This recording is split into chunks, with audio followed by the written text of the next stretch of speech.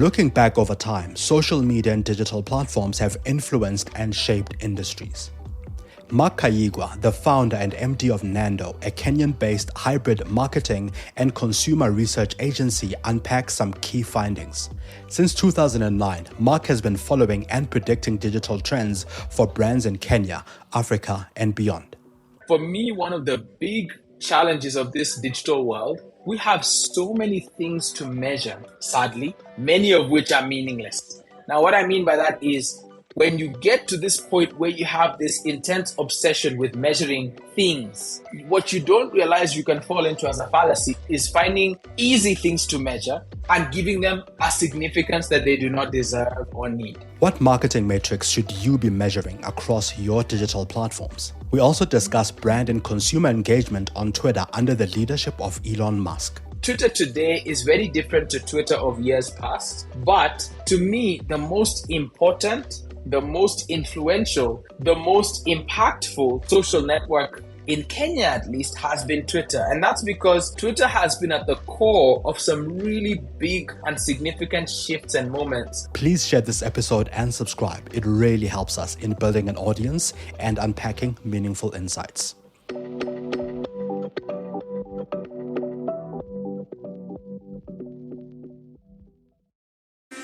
Welcome to the Lead Creative Podcast, where we talk to creative industry leaders, influencers, and brands. We discuss the strategies that influence brand thinking and shape industries. Thought leaders and heads of agencies let us in on some of their thinking and insights. I'm your host, Mongezi Mtati. Enjoy the show, and please share and subscribe.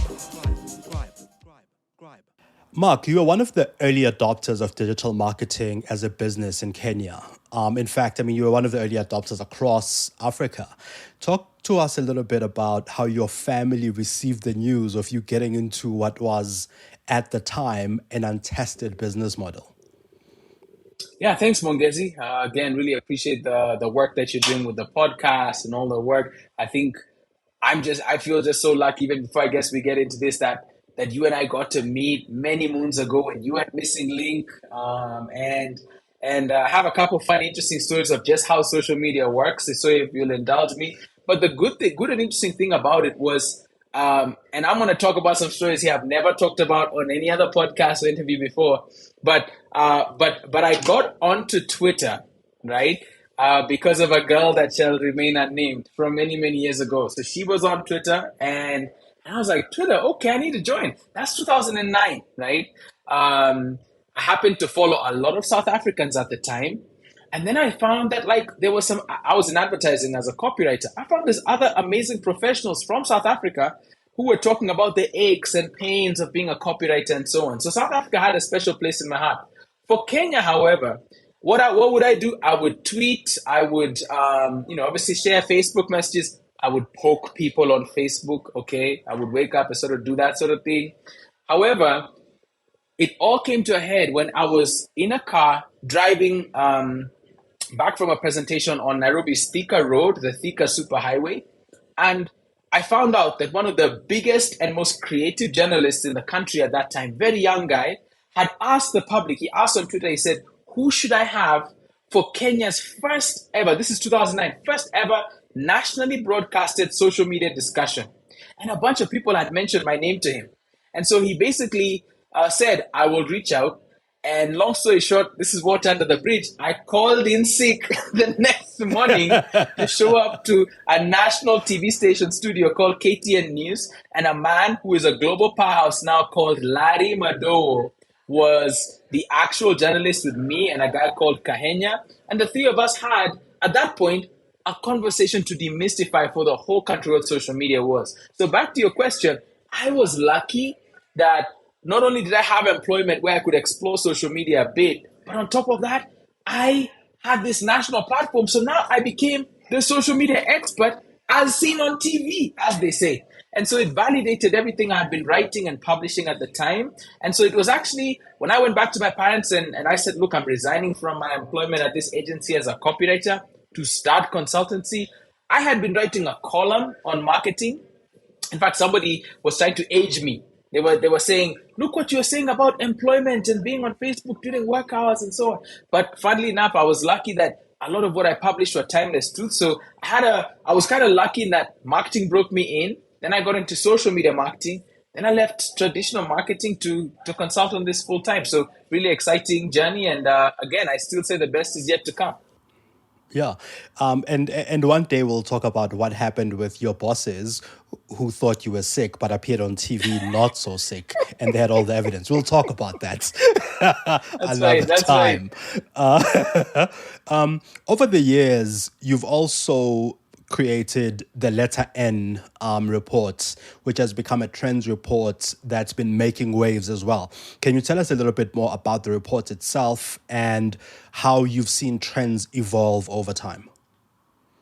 Sure. So at Nendo, which is a hybrid agency that essentially is a mix of a marketing agency and a research agency in one. So all the research and rigor that you'd expect from qualitative, quantitative, and social media listening research, right? Get me a survey, get me people's opinions and their deep-seated beliefs, all the way down to just get me the numbers. And then on this side, hey, drive sales, drive comms, change perception, change behavior. Those two things together.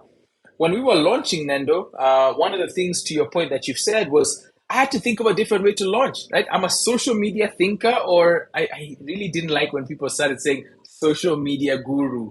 I really wish that word would just be dead, but dead and buried right next to social media Yeah. ninja.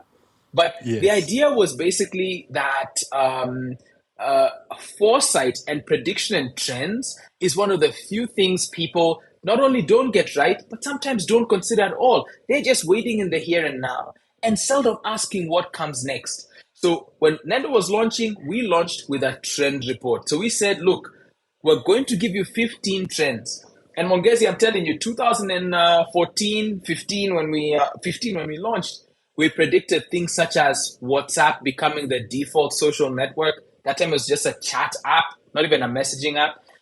We predicted what we called Twitter as the second screen for TV, for sort of live viewing where I watch and I tweet. And we had dating shows, all sorts of examples over the years. And we even, I mean, I'll give an example. Somebody read our trend report and at State House in Kenya, weeks later, opened up a national WhatsApp line. They had to shut it down because of the volume of people just writing and asking and messaging. But that's how seriously people showed us that they took our trends. And we went from a business where I could have been like, hey, Mongezi, can you give me a project or a job? To being in front of the national radio, national TV, and everybody saying, this is newsworthy. Talk to the experts, and having a line of clients that got us started. So to your point, the letter N is the evolution now of trends and foresight and future thinking that is by Africans, for Africans, about Africa, and world class. And everything we're trying to do is meeting that criteria. And I normally say the continent is our canvas. I'm not playing, to work just in South Africa. I'm like, we talked to the client the other day. They said, can you do this in Tunisia? And I was like, yes. Now, what you and me know as entrepreneurs, what do you do next? You figure it out. But that's my Yeah, thing. I no, said, you're giving me a challenge in Africa in you start Arabic. building the plane. Yeah. You build a plane and the parachute as you go. Yeah. Yes. So fast forward to recent times, people have been talking about Twitter as being this toxic platform, or at least that's the underlying narrative that Twitter has become a bit toxic. Over the years, have you noticed any trends where brands are leaving Twitter to go onto other platforms because of this perceived toxicity or whatever it is that people find to not work well for them on Twitter?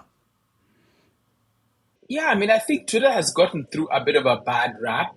I think ever since Elon Musk sort of opened the gates of proverbial hell by letting a number of sort of pariahs and personas non grata across the world, mainly the Western world, back. There were also a couple from Kenya, for example, who had their accounts permanently banned. Those I'm not going to name names because it's also asking for trouble, frankly. But the point here is that Twitter today is very different to Twitter of years past. But to me, the most important, the most influential, the most impactful social network in Kenya at least, has been Twitter. And that's because Twitter has been at the core of some really big and significant shifts and moments. And so in our 2023 Nendo trend report, one of the trends there is about what we call Elon Musk, and the megabyte. And Musk is the new CEO or owner of Twitter. And we basically do what I would call a eulogy, right? It's as though we're at a funeral for a Twitter that's dead and gone, and we're trying to basically remember the highlights and play back the tape of what it was like. Because I don't think Twitter's future will be anything like its past. And at the same time, I still think there's so much significant that was there. The levels of activism in Kenya, and I don't even need to go to South Africa with whether it's fees must fall or it's the whole Gupta situation, right? And there's so many situations that are historic and world changing in nature. In Kenya, we had one of the tragedies and great misfortunes of having a global terror event in the Westgate Mall attack happen here. Yes, And where I you had recall the that. terrorists tweeting, you had the government tweeting, and you had citizens in between tweeting each other, right? And some of the people who even went and lost their lives. Now, we've been able to chronicle some really pivotal moments like that, to the point where now the government and even the former president, right, the immediately former president in Kenya, got completely off social media, and he had a bigger social media following than any other head of state in anywhere in Africa at the time. And he said it's those Kenyans on Twitter mainly, obviously it was others too, that just for a number of reasons got him off. So why do I say this? Because whether it's the activism or the awareness raising or just the national conversations, Kenyans actually came together to raise tens of millions of dollars on Twitter for national drought. We're in a Right. drought again. Without this, I really don't know where our country would be. And yet Facebook has always had 5, 7, 10 times as many people on there, but it's never matched the impact in the same way. So I think to your Yes. point, for me, brands might not spend on Twitter. Brands may leave Twitter. Twitter will go through its ups and downs with outages and maybe not even be here at the end of the year. But what has to be said is that its impact it just cannot be understated. I do think TikTok is fastest rising and has a lot of just special things that are happening there. But we have to give credit to Twitter, even though it's in a tough place now. It's a really important part of our internet history. Now, Mark, just to switch to brands a little bit more, especially with the lens of digital marketing and digital in Kenya, right? Some brands come into markets with preconceived notions of how to reach people in those markets. And you've seen this a lot, doing a lot of research and, of course, engaging with brands. I know that you're involved in a lot of course, research, as you've mentioned. What do you find to be the most common mistake that brands make when trying to engage the consumer in Kenya? Yeah, so I think we can put them as there's mistakes that international brands make. There's mistakes that sort of multinational corporations make. There's mistakes that South African headquartered brands make. And then there's sort of local mistakes and challenges. Now, let me be clear, mistakes are not bad, right? Everybody's going to make mistakes. But what I'd call mistakes of sort of hubris or overconfidence or this sort of pride and heavy-handedness, those are the ones that I find pretty challenging, because it's where somebody says, well, I know enough or better to where I'm going to sort of, direct things this way. And it's not to say that there can't be valuable experiences from places like South Africa that apply here in Kenya.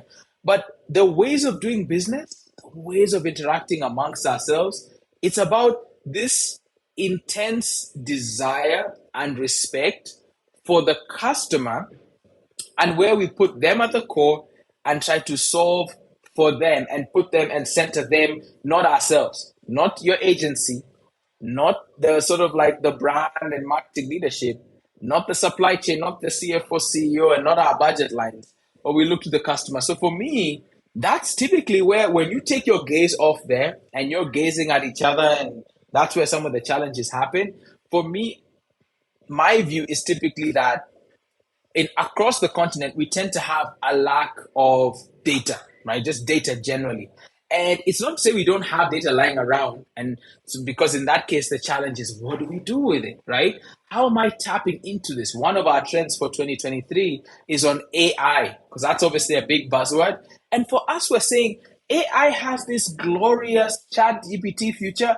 It also has some very simple everyday uses that are not glamorous or sexy, but they're tremendously helpful. And we don't need to start up there in the stars. We need to start down here, just building brick by brick and level by level. So I think for me, it comes down to the second we take our gaze off the customer, and that's partly why, as Nendo, we're both a research and a marketing firm. So for us, we realized, hey, we need the trends, but we need to be able to capitalize on them. I was talking with my team and saying, we're not just a think tank. We're also a think and do tank. We can sit and prototype, test something with the customer at the end of the day. And that's really where the rubber meets the road. So my biggest thing with brands that I find as a mistake is I'm now not talking about them in like specifics. I'm saying at the root cause, it comes because a leader says, I know more than you as my agency. And I say, look, if let's make a calculated bet and start a little stream of research. And whatever the research says, let's mutually agree to abide by that. We have this creative idea. You want to be conservative. I want to be sort of like liberal, expressive. Let's do some creative testing and see whether we actually get an emotive response, not like a mellowed and neutered and neutralized down version of the idea that's diluted to the point it loses its effectiveness. If you're enjoying The Lead Creative, please share this episode with your network and hit follow or subscribe. Enjoy the show. So what I'm getting in a nutshell is that there are mistakes of not focusing on the customer as much as we can, sometimes not looking at the data that we have and using it adequately or efficiently to communicate with the customer, and also just having preconceived notions of how the customer wants to interact and engage. I want to go to this idea of data, because we always talk about, yes, there's a lack of data, but also there's a lot of data at the same time, right? Like there's a lack of nuanced data, absolutely, but there's also a lot of data just based on some of the things you've already said, that there's people have been activists on social media. People have told us basically what they want and what they don't like, and yet brands still make mistakes, and brands still don't look at the customer and interact and engage with the customer. What have you found to be some of these pitfalls that lead to that? Because in as much as there's a lack of nuanced data, there's still a lot of data to pull insights out of. Absolutely. I think that for us as Nendo, one of the challenges that we've had the last few years is beginning to not look at ourselves purely as a digital agency or a digital research firm. Instead, we're looking at ourselves as a just a research firm, a marketing firm, or in some ways even closer to a management consultancy than even pigeonholing us in these sort of like service provider sort of buckets, but sort of as these problems and these Sherpas, right? To use the equivalent of, you have to scale a mountain as a sort of like a brand owner or business leader or even non-profit leader, and your Sherpa is helping both carry the load and help navigate your way, but we're beside you rather than in sort of the typical client agency relationship.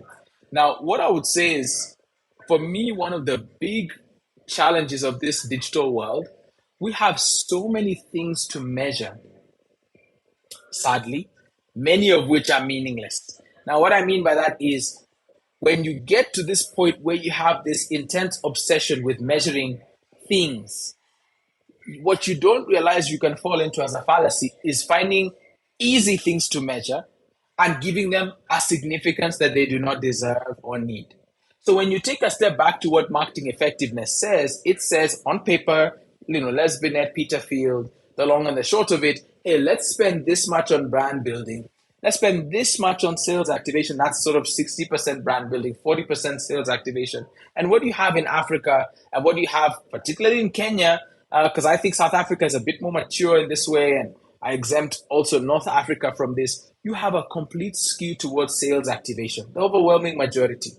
And The thing about brand building is people say, where's the call to action, right? Where is the, where's the sort of like the big, make the logo bigger, tell the people to buy now, right? But again, marketing effectiveness study after study, and even a number of emerging evidence and studies here on the continent are proving this brand building side, building salience, as they say, and doing emotional based brand building, you can't fully measure that without going to the things of how people feel, right? Now, there's global multinationals, for example, who I was actually just talking to somebody about this today, have certain ways that their creative has to get tested. And if it doesn't resonate with, I forget, one of the studies is the amount your pupil dilates, right? In terms of just how you feel, how it pulls your heartstrings, they will can the ad and tell the guys to shoot it again. Now, things like that are where you're saying it has to make people feel a minimum set of feelings before we now come to how many views on our video last week, right? Or how many customers did we reach with awareness and frequency, right? Because these are easy to measure, but they can also be deceptive. So we have a sea of data and sometimes a sea of vanity metrics, particularly on digital, right? Whereas if we're going back to the basics of how brands grow as I'm trying to think, Jenny Romniak, and there's the marketing effectiveness specialist at the, I want to say it's the University of like South Australia, wherever, where Prof Byron Sharp is from. You look at just what some of those principled ways of thinking are, and you find that digital, it helps, it's there, it has value.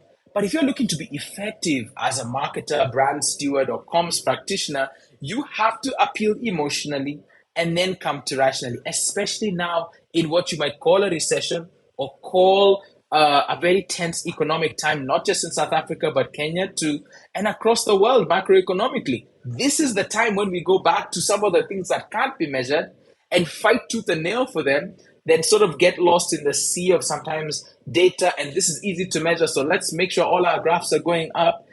There's even times that I sit with people and I say, look, washing detergent, right? I'm gonna pick it up off the shelf. I don't know if you or me have ever tweeted about our washing detergent. And yet, I mean, and I say this because even social media listening, something that Nendo is, in my humble opinion, world class at, not just Africa class. We're talking world class at doing that type of work. Like even then, I normally say not everything is going to have people rushing to socials to chat about it, but your home internet, your water bill, your electricity, etc. There's some things that people will come online to speak about, and there's a good volume of data to peruse. But some of it is also not as meaningful as give me the social media listening. Let me go into the field and talk to people, and let me run a survey. And between all these three, getting me closer and closer to the customer, I'm able to get multiple touch points that tell me the feeling, tell me sort of, I guess, like the hard nuts and bolts of what to fix, and then ultimately show me the trends and the predictive aspects of, thanks to social media, where people are just talking to each other in the public marketplace. So as I say, not all numbers are, I mean, many numbers are measurable, but not all numbers are meaningful.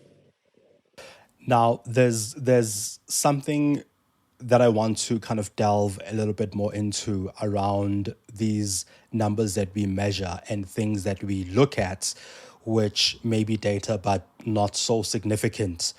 One of the things that happens time and time again when you work with brands across digital and social media, even in advertising, right, is that they want the brand and messaging to be emotive and they want to build these relationships with the customer.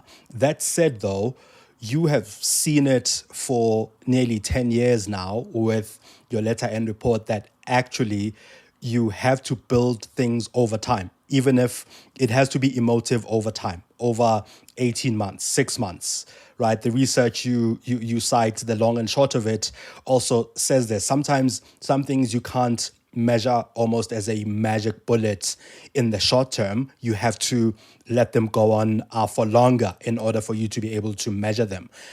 How then would you say brands should look at some of these measurements and with a a way of not following a trend, but actually going long term and building a relationship? Because that's, after all, that's what brands are in it for, right? That's what we are all in it for, to build long lasting relationships with our customers. Absolutely. And I think you have hit at something really important, which is when we think of the creative process and we think of the expanse of time, what people have been saying is that marketers are spending the least amount of time. This is more of a global and Western statistic. So this is the type of stuff that I live for, where I'm like, hey, I want as Nendo to be the brand that can come and tell you what is the average tenure, right? The time that a CMO, a chief marketing officer in a cement company in Nigeria, right? A logistics company in Egypt, and and basically a big energy or mining company in in South Africa versus a telco in Kenya. What is their average tenure? Because overseas, what they say is it's on average 2 years. And yet, Binet and Field and many others have said, look, for these marketers, if you're doing emotional based brand building, you have to take a longer time horizon. You have to take the 3 year view, the 5 year view. And guess what happens when we have a new person take over the marketing suite? I gotta show that I'm here. I gotta show that I'm about business. So what do? I call up my agency and my consultant Mongezi, and I tell him we gotta shake things up. I want a new campaign. I want a new thematic. I want a new this and new that. And so what you have is you shed all of these, sort of neural pathways that have been and memory structures, as they say, that have been so well and rigorously built by the brand, and you shed them just so you can show that you're making progress. And yet you're sort of eroding and not building and layering on top of them. So for example, this is one of those big and tough challenges for me that I find we need to continue to work at, which is just saying, look, let's not be afraid of saying this is our big 3 to 5 year picture, and we're going to change a bunch of these things here at this wavelength. But at this wavelength, we're trying to hit the same core emotional notes, and the paybacks, the payoffs will be huge and valuable for us. But we can't change things willy nilly every two or so with sometimes a new lick of paint, a new logo, a new name, a new campaign. I mean, there was I don't want to name any apps or organizations, but basically there's a brand in Kenya that shared a lot of muscle memory, a lot of familiarity, a lot of positioning to completely reframe things. And at a certain point, I was like, why? Right? Because again, I'm a service provider. You could argue that, hey, there's a payday in there for you, isn't there? But strategically speaking, it felt so surprising to me to build this up after so long and then lose a bunch of customers to start it all over again. And maybe they keep it for longer. But for me, sometimes I think that's one of the challenges and fallacies is you feel you need to change things. And yet what again, the science and effectiveness is saying, build those memory structures and keep rewiring them and finding creative and emotive ways to layer those on, and then deliver all the offers you want, and you get this recipe for brand growth. And Africa has to define its own ratios, right? I can't wait for somebody to say, have you guys read that study by Mongezi and Kaigwa, or whatever, like, Mtati and Kaigwa, and it's like, hey, wait a second, we got African brothers here contributing global marketing evidence best practice, where we've got our Bangladeshi sister and our Mexican, brother and so on, all of whom are saying, let's dictate what the global South's expression of this is. And that's when listeners to the lead creative and everyone else can then say, look, let's navigate Africa's chapter in its own way. But we've got to come together and find ways to solve this with the research and the case studies and experience. If you're enjoying The Lead Creative, please share this episode with your network and hit follow or subscribe. Enjoy the show. Just to come back to one of the many things that make Kenya unique as a market. Right, Kenya is known for having a very vibrant tech startup scene. What role do startups play, in your view, in driving innovation in digital marketing, and how are they contributing to the industry's growth in general? Yeah, I think that one of the things about startups and one of the transformational ways that they exist and affect positively society is they have the ability to attract capital and defer profit, especially if they're more of the venture-backed Series A, Series B, and Kenya has, touched north of $2 billion, I believe it was, in 2022. Now, when I think about what that means for us as a continent, is these are the cutting-edge organizations, your fintechs, your disruptive neobanks, your big insurance players, your agri-tech, climate tech, renewable energy. I just think of some of the big categories that attract the biggest sums of money. I mean, even just this idea that, hey, you know what, like e-commerce is gonna continue to be a fraction of total commerce on the continent. Like we're talking like maybe less than 3%, maybe less than 1% for some countries. So that means that even though e-commerce is there, like somewhere in the US, if I'm not mistaken, it's still less than 30% of all gross retail, which means a multi-billion-dollar corporation like Amazon still hasn't become the giant and titan some people might perceive it to be.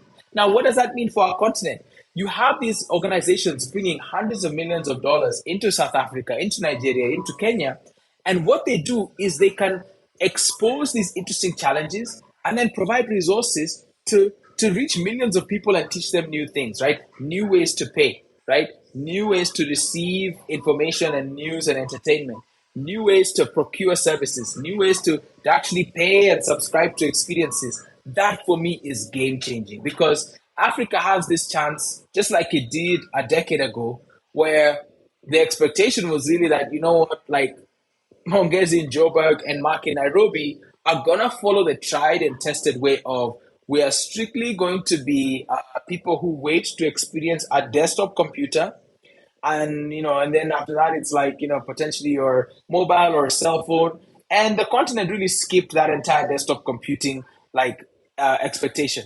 I think these next 10 years, part of what the startups bring for us is they bring the chance to shake tables to where I'll give an example that I heard the other day.